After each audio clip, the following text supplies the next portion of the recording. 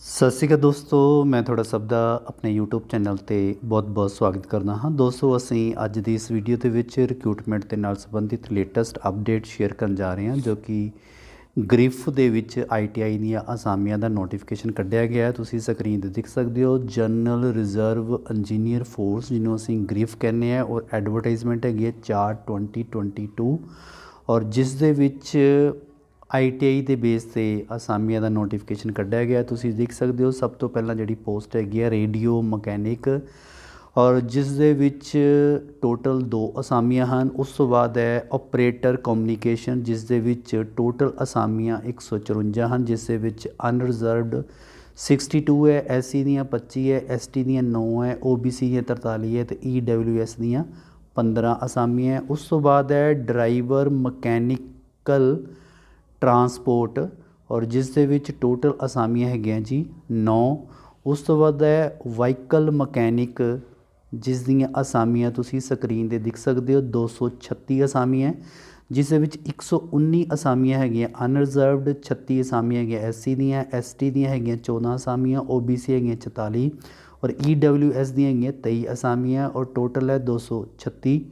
ਔਰ ਉਸ ਤੋਂ ਬਾਅਦ ਹੈ ਮਲਟੀ ਸਕਿਲਡ ਵਰਕਰ, ਜੋ ਡਰਿਲਰ ਹੈ, ਔਰ ਇਹਦੀਆਂ ਅਸਾਮੀਆਂ ਹਨ ਟੋਟਲ 11 ਅਸਾਮੀਆਂ ਹਨ। ਉਸ ਤੋਂ ਬਾਅਦ ਹੈ ਮਲਟੀ ਸਕਿਲਡ ਵਰਕਰ ਮੈਸਨ, ਜਿਸ ਦੀਆਂ ਟੋਟਲ ਅਸਾਮੀਆਂ 149 ਹਨ, ਜਿਸ ਦੇ ਵਿੱਚ ਅਨਰਿਜ਼ਰਵਡ 52 ਹੈ, ਅਤੇ SC ਦੀਆਂ 26, ST ਦੀਆਂ 5, OBC ਦੀਆਂ 52, ਔਰ EWS ਦੀਆਂ 14 ਅਸਾਮੀਆਂ ਹਨ। ਉਸ ਤੋਂ ਬਾਅਦ ਹੈ ਮਲਟੀ ਸਕਿਲਡ ਵਰਕਰ ਪੇਂਟਰ, ਜਿਸ ਦੀਆਂ ਅਸਾਮੀਆਂ ਟੋਟਲ 5 ਹਨ, ਔਰ ਉਸ ਤੋਂ ਬਾਅਦ ਹੈ ਮਲਟੀ ਸਕਿਲਡ ਮੈਸ ਬੇਟਰ, ਔਰ ਇਸ ਦੀ ਜੋ ਟੋਟਲ ਅਸਾਮੀ 1 ਹੈ। ਔਰ ਇਹ ਜੋ ਸਾਰੀਆਂ ਇਸਦਾ ਜੋ ਗ੍ਰੈਂਡ ਟੋਟਲ ਕਰਦੇ हैं तो ਜੋ ਅਨਰਿਜ਼ਰਵਡ ਕੈਟਾਗਰੀ ਹੈ ਉਸ ਦੀਆਂ 244 ਹਨ, SC ਦੀਆਂ 92 ਹਨ, ST ਦੀਆਂ 30 ਅਸਾਮੀਆਂ, OBC ਦੀਆਂ 148 ਹੈ, EWS ਦੀਆਂ 53 ਹੈ, ਔਰ ਟੋਟਲ ਜੋ ਅਸਾਮੀਆਂ ਹੈ ਇਹ ਬਣ ਜਾਂਦੀਆਂ ਸਾਡੇ ਕੋਲ ਜੀ 567 ਅਸਾਮੀਆਂ। ਉਸ ਤੋਂ ਬਾਅਦ ਨੈਕਸਟ ਹੈ ਜੋ ਅਸਾਮੀ ਹੈ ਆਪਰੇਟਰ ਕਮਿਊਨੀਕੇਸ਼ਨ, ਜਿਸ ਦੇ ਵਿੱਚ ਟੋਟਲ ਜੋ ਅਸਾਮੀ ਹੈਗੀ ਹੈ 532 ਅਸਾਮੀ ਹੈ, ਔਰ ਜਿਸ ਦੇ ਵਿੱਚ ਫਿਜ਼ੀਕਲ ਹੈਂਡੀਕੈਪਡ ਜੋ ਕੈਂਡੀਡੇਟ ਹੈ ਉਹਨਾਂ ਵਾਸਤੇ ਰਿਜ਼ਰਵਡ ਕੀਤੀਆਂ ਗਈਆਂ। OH ਦੀਆਂ 6 ਹੈ, VH ਦੀਆਂ 5 ਹੈ, ਔਰ HH ਦੀਆਂ 5 ਹੈ, ਔਰ OH ਅਦਰ ਦੈਨ ਯਾਨੀ ਕਿ 5 ਅਸਾਮੀਆਂ ਹੋਰ ਹੈ। ਔਰ ਇਹ ਤੁਸੀਂ ਆਫਲਾਈਨ ਫਾਰਮ ਜਿਹੜਾ ਫਿਲ ਕਰਨਾ ਹੈ। ਇਸ ਦਾ ਆਫਲਾਈਨ ਫਾਰਮ ਤੁਸੀਂ ਪ੍ਰਿੰਟ ਕਰਵਾ ਕੇ ਇਹਨੂੰ ਫਿਲ ਕਰਕੇ ਤੁਸੀਂ ਆਫਲਾਈਨ ਫਿਲ ਕਰਨਾ ਹੈ। ਔਰ ਇਸ ਦੇ ਵਿੱਚ ਜੋ ਐਲੀਜੀਬਿਲਟੀ ਹੈ ਏਜ ਦੀ ਅਗਰ ਅਸੀਂ ਗੱਲ ਕਰਦੇ ਹਾਂ ਤਾਂ ਏਜ ਹੈਗੀ ਹੈ ਇਸ ਦੇ ਵਿੱਚ 18 ਸਾਲ ਤੋਂ ਲੈ ਕੇ ਮਿਨੀਮਮ 27 ਸਾਲ ਤੱਕ ਜੋ ਕੈਂਡੀਡੇਟ ਹੈ ਉਹ ਅਪਲਾਈ ਕਰ ਸਕਦੇ ਹਨ। ਤੋ ਬਾਕੀ ਅਕੋਰਡਿੰਗ ਰਿਜ਼ਰਵੇਸ਼ਨ ਜੋ ਏਜ ਦੇ ਵਿੱਚ ਹੈ SC ਕੈਟਾਗਰੀ ਨੂੰ 5 ਸਾਲ ਦੀ, OBC ਨੂੰ 3 ਸਾਲ ਦੀ, ਔਰ ਬਾਕੀ ਅਦਰ ਜੋ ਰਿਜ਼ਰਵੇਸ਼ਨ ਮਿਲਦੀ ਹੈ ਏਜ ਦੇ ਵਿੱਚ ਅਕੋਰਡਿੰਗ ਟੂ ਗੌਰਮੈਂਟ ਰੂਲ ਦੇ ਅਕੋਰਡਿੰਗ ਇਸ ਦੇ ਵਿੱਚ ਵੀ ਰਿਲੈਕਸੇਸ਼ਨ ਮਿਲ ਜਾਏਗੀ। ਤੋ ਇਹ ਤੁਸੀਂ ਸਕਰੀਨ 'ਤੇ ਦੇਖ ਸਕਦੇ ਹੋ। ਅਨਰਿਜ਼ਰਵਡ ਵਾਸਤੇ ਏਜ ਦੀ ਰਿਲੈਕਸੇਸ਼ਨ ਨਹੀਂ ਹੈ। SC ਤੇ ST ਵਾਸਤੇ 5 ਸਾਲ ਦੀ ਹੈ, OBC ਵਾਸਤੇ 3 ਸਾਲ ਦੀ ਹੈ। ਅਗਰ ਕੋਈ ਸੈਂਟਰ ਇੰਪਲਾਈ ਹੈ ਤਾਂ ਉਸ ਦੇ ਵਾਸਤੇ 45 ਸਾਲ ਤੱਕ ਹੈ। ਤੋ ਇਸ ਤੋਂ ਬਾਅਦ ਅਗਰ ਫਿਜ਼ੀਕਲ ਹੈਂਡੀਕੈਪਡ ਹੈ ਤਾਂ 10 ਸਾਲ ਦੀ ਜੋ ਏਜ ਰਿਲੈਕਸੇਸ਼ਨ ਮਿਲੇਗੀ। ਜੋ ਐਪਲੀਕੇਸ਼ਨ ਫੀਸ ਹੈ ਉਹ 50 ਰੁਪਏ ਹੈਗੀ ਹੈ ਜਨਰਲ ਕੈਂਡੀਡੇਟ ਅਤੇ EWS ਵਾਸਤੇ, ਅਤੇ OBC ਵਾਸਤੇ 50 ਰੁਪਏ ਹੈ। SC ਅਤੇ ST ਵਾਸਤੇ ਨਿਲ ਹੈ, ਔਰ ਫਿਜ਼ੀਕਲ ਹੈਂਡੀਕੈਪਡ ਵਾਸਤੇ ਵੀ ਇਹ ਜੋ ਫੀਸ ਹੈ ਉਹ ਨਿਲ ਹੈ। ਉਹਨਾਂ ਦੀ ਕੋਈ ਵੀ ਫੀਸ ਜਿਹੜੀ ਯਾਨੀ ਕਿ ਉਹਨਾਂ ਨੇ ਕੋਈ ਵੀ ਫੀਸ ਜਿਹੜੀ ਹੈ ਉਹ ਪੇ ਨਹੀਂ ਕਰਨੀ। ਔਰ ਤੁਸੀਂ ਇਸ ਫਾਰਮੈਟ ਨੂੰ ਪ੍ਰਿੰਟ ਆਊਟ ਲੈ ਕੇ ਅਤੇ ਫਿਲ ਕਰਕੇ ਆਫਲਾਈਨ ਤੁਸੀਂ ਅਪਲਾਈ ਕਰਨਾ ਹੈ।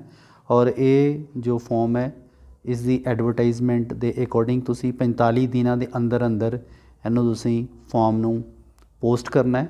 ਜਿਵੇਂ ਕਿ ਇਹ ਤੁਸੀਂ ਦੇਖ ਸਕਦੇ ਹੋ, ਇਸ ਦੇ ਵਿੱਚ candidate required to the superscribe in the word, ਪਹਿਲਾਂ ਲਿਖੋਗੇ application for the post of category. ਇਹਦੇ ਵਿੱਚ ਜਿਸ ਕੈਟਾਗਰੀ ਵਾਸਤੇ ਤੁਸੀਂ ਅਪਲਾਈ ਕਰ ਰਹੇ ਹੋ ਉੱਥੇ ਤੁਸੀਂ ਟਿਕ ਕਰ ਦੋਗੇ, ਅਤੇ 45 ਦਿਨਾਂ ਦੇ ਅੰਦਰ ਅੰਦਰ ਤੁਸੀਂ ਇਹ ਜੋ ਐਪਲੀਕੇਸ਼ਨ ਹੈ ਉਹ ਆਫਲਾਈਨ ਭੇਜਣੀ ਹੈ। ਉਸ ਤੋਂ ਬਾਅਦ ਤੁਸੀਂ ਇਹ ਕੁਆਲੀਫਿਕੇਸ਼ਨ ਦੇਖ ਸਕਦੇ ਹੋ। ਰੇਡੀਓ ਮਕੈਨਿਕ ਦੀ ਕੁਆਲੀਫਿਕੇਸ਼ਨ ਹੈ ਤੁਹਾਡੇ ਕੋਲ ਇੱਕ ਮੈਟ੍ਰਿਕ ਹੋਣੀ ਚਾਹੀਦੀ ਹੈ। ਉਸ ਤੋਂ ਬਾਅਦ ਰੇਡੀਓ ਮਕੈਨਿਕ ਦਾ ਸਰਟੀਫਿਕੇਟ ਹੋਣਾ ਚਾਹੀਦਾ ਜਾਂ ਤੁਹਾਡੇ ਕੋਲ ਇਸ ਟ੍ਰੇਡ ਦੇ ਵਿੱਚ ਆਰਮੀ ਇੰਸਟੀਚਿਊਟ ਜਾਂ ਸਿਮਿਲਰ ਕਿਸੇ ਵੀ ਡਿਫੈਂਸ ਦੇ ਵਿੱਚ ਤੁਹਾਡੇ ਕੋਲ 2 ਸਾਲ ਦਾ ਐਕਸਪੀਰੀਅੰਸ ਹੋਣਾ ਚਾਹੀਦਾ ਰੇਡੀਓ ਟੈਕਨੋਲੋਜੀ ਦਾ। ਉਸ ਤੋਂ ਬਾਅਦ ਹੈ ਓਪਰੇਟਰ ਕਮਿਊਨੀਕੇਸ਼ਨ, ਜਿਸ ਦੇ ਵਿੱਚ ਤੁਹਾਡੇ ਕੋਲ ਮੈਟ੍ਰਿਕ ਪਾਸ ਹੋਣਾ ਜ਼ਰੂਰੀ ਹੈ ਔਰ ਉਸ ਦੇ ਵਿੱਚ ਵਾਇਰਲੈਸ ਓਪਰੇਟਰ ਜਾਂ ਰੇਡੀਓ ਮਕੈਨਿਕ ਦਾ ਜਿਹੜਾ ਸਰਟੀਫਿਕੇਟ ਉਹ ਹੋਣਾ ਜ਼ਰੂਰੀ ਹੈ। ਉਸ ਤੋਂ ਬਾਅਦ ਹੈ ਡਰਾਈਵਰ ਮਕੈਨੀਕਲ ਟਰਾਂਸਪੋਰਟ, ਉਸ ਦੇ ਵਿੱਚ ਤੁਹਾਡੇ ਕੋਲ ਮੈਟ੍ਰਿਕ ਹੋਣੀ ਜ਼ਰੂਰੀ ਹੈ ਔਰ ਇੱਕ ਤੁਹਾਡੇ ਕੋਲ ਹੈਵੀ ਮੋਟਰ ਵਹੀਕਲ ਦਾ ਡਰਾਈਵਿੰਗ ਲਾਇਸੈਂਸ ਹੋਣਾ ਜ਼ਰੂਰੀ ਹੈ। ਉਸ ਤੋਂ ਬਾਅਦ ਹੈ ਜੋ ਵਹੀਕਲ ਮਕੈਨਿਕ ਹੈ, ਜਿਸ ਦੇ ਵਿੱਚ ਤੁਹਾਡੇ ਕੋਲ ਮੈਟ੍ਰਿਕ ਪਾਸ ਹੋਣੀ ਚਾਹੀਦੀ ਹੈ ਔਰ ਤੁਹਾਡੇ ਕੋਲ ਸਰਟੀਫਿਕੇਟ ਹੋਣਾ ਚਾਹੀਦਾ ਹੈ। ਮਕੈਨਿਕ ਇਨ ਮੋਟਰ ਜਾਂ ਵਹੀਕਲ ਦੇ ਵਿੱਚ ਜਾਂ ਡੀਜ਼ਲ ਮਕੈਨਿਕ ਦੇ ਵਿੱਚ ਜਾਂ ਹੀਟ ਇੰਜਨ ਦੇ ਵਿੱਚ ਤੁਹਾਡੇ ਕੋਲ ITI ਹੋਣੀ ਚਾਹੀਦੀ ਹੈ। ਉਸ ਤੋਂ ਬਾਅਦ ਮਲਟੀ ਸਕਿਲਡ ਵਰਕ ਜਿਹੜਾ ਡਰਿਲ ਦੇ ਵਿੱਚ ਹੈ, ਉਸ ਦੇ ਵਿੱਚ ਤੁਹਾਡੇ ਕੋਲ ਮੈਟ੍ਰਿਕ ਹੋਣੀ ਚਾਹੀਦੀ ਹੈ ਔਰ ਉਸ ਤੋਂ ਬਾਅਦ ਇੱਕ ਤੁਹਾਡੇ ਕੋਲ ਜਿਹੜਾ ਟੈਸਟ ਲਿਆ ਜਾਏਗਾ ਉਹ ਤੁਸੀਂ ਟੈਸਟ ਦੇਣਾ ਹੈ ਔਰ ਇੱਕ ਤੁਹਾਡੇ ਕੋਲ ਫਿਜ਼ੀਕਲ ਟੈਸਟ ਲਿਆ ਜਾਏਗਾ ਔਰ ਇੱਕ ਤੁਹਾਡੇ ਕੋਲ ਮੈਡੀਕਲ ਜੋ ਸਟੈਂਡਰਡ ਰੱਖਿਆ ਗਿਆ ਇਹ ਪੂਰਾ ਹੋਣਾ ਚਾਹੀਦਾ ਹੈ। ਤਾਂ ਯਾਨੀ ਕਿ ਜੋ ਮੈਟ੍ਰਿਕ ਬੇਸ 'ਤੇ ਜੋ ਕੈਂਡੀਡੇਟ ਹੈ ਉਹ ਮਲਟੀ ਸਕਿਲਡ ਵਰਕਰ ਡਰਿਲਰ ਦੇ ਵਿੱਚ ਇਹ ਫਾਰਮ ਫਿਲ ਕਰ ਸਕਦਾ ਹੈ। ਉਸ ਤੋਂ ਬਾਅਦ ਹੈ ਮਲਟੀ ਸਕਿਲਡ ਵਰਕਰ ਮੈਸਨ, ਜਿਸ ਦੇ ਵਿੱਚ ਤੁਹਾਡੇ ਕੋਲ ਇੱਕ ਮੈਟ੍ਰਿਕ ਦਾ ਸਰਟੀਫਿਕੇਟ ਹੋਣਾ ਚਾਹੀਦਾ ਹੈ ਔਰ ਤੁਹਾਡੇ ਕੋਲ ਸਰਟੀਫਿਕੇਟ ਹੋਣਾ ਚਾਹੀਦਾ building construction brick mason from ITI ਦਾ ਹੋਣਾ ਚਾਹੀਦਾ ਹੈ। ਇੰਡਸਟਰੀਅਲ ਟ੍ਰੇਡ ਸਰਟੀਫਿਕੇਟ ਜਾਂ national council for training in the vocational trade ਜਾਂ state of council for vocational training ਦਾ ਤੁਹਾਡੇ ਕੋਲ ਸਰਟੀਫਿਕੇਟ ਹੋਣਾ ਚਾਹੀਦਾ ਮੈਸਨ ਦਾ। ਔਰ ਜਾਂ ਤੁਹਾਡੇ ਕੋਲ ਡਿਫੈਂਸ ਦੇ ਵਿੱਚ ਇਸ ਦੇ ਕੰਮ ਦਾ ਤੁਹਾਡੇ ਕੋਲ ਇਸ ਦੇ ਨਾਲ ਰਿਲੇਟਡ ਐਕਸਪੀਰੀਅੰਸ ਹੋਣਾ ਚਾਹੀਦਾ ਹੈ। ਔਰ ਨੈਕਸਟ ਹੈ ਮਲਟੀ ਸਕਿਲਡ ਵਰਕਰ ਜੋ ਪੇਂਟਰ ਹੈ, ਇਸ ਦੇ ਵਿੱਚ ਤੁਹਾਡੇ ਕੋਲ ਇੱਕ ਮੈਟ੍ਰਿਕ ਪਾਸ ਹੋਣੀ ਚਾਹੀਦੀ ਹੈ ਔਰ ਪੇਂਟਰ ਦਾ ਜੋ ਸਰਟੀਫਿਕੇਟ ਹੈ ਉਹ ITI ਤੋਂ ਹੋਣਾ ਜ਼ਰੂਰੀ ਹੈ।